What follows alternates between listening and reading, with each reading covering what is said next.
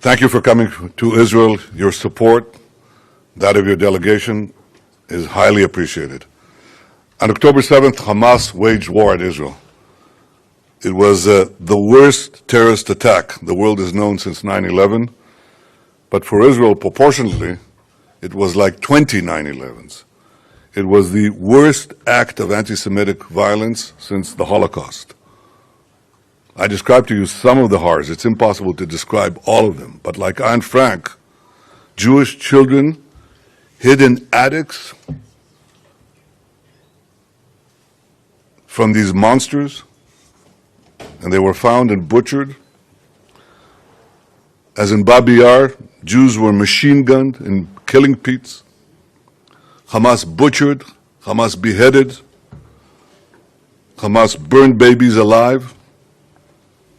Hamas raped, Hamas kidnapped hostages, over 200, babies, children, elderly, Holocaust survivors.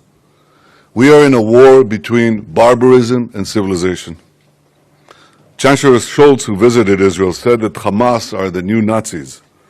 And as in the Second World War, when the Allies fully supported the French anti-Nazi resistance, today the international community is uniting in support of Israel. For Hamas, barbarism not only threatens the Jews, it threatens the Middle East, it threatens the region, it threatens Europe, it threatens the world. Hamas is the test case of civilization against barbarism. And Mr. President, you and the French people have known the horror of terrorism. You experienced it in Nice and Lyon, in Paris. You refuse to tolerate this threat. And the people of Israel refuse to have ISIS in a terror enclave on its border. I have to explain. This is not an enclave of ISIS thousands of kilometers away from Europe. It's ISIS in the suburbs of Paris. It's ISIS, you can drive 20 minutes and you reach the suburbs of Paris and you have ISIS there. We cannot live like that. Nobody can live like that. So we are doing everything we need to do to destroy Hamas in Gaza.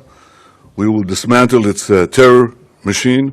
We will dismantle its political structure. We will make every effort to release our hostages, and we'll make every effort to keep Palestinian civilians out of harm's way. It's important to understand Hamas is committing a double war crime. It's not only murdering our civilians, targeting our civilians, doing unspeakable war crimes. They're also hiding behind civilians, their own civilians. We asked the people of Gaza to leave, to go to a safe zone in the south where we're enabling humanitarian aid to reach them. Hamas is putting checkpoints with people with guns to prevent Palestinians from leaving the war zone. Hamas is responsible for civilian casualties, but we will do every effort to avoid them and to fight this war as speedily and as rapidly as we can, but it could be a long war. When this is over, the people of Israel will rebuild their communities, and the people of Gaza will no longer live under Hamas tyranny. But first, there's one condition for anything that could happen and the good things that could happen once this war is over. And that condition is that Hamas must be destroyed.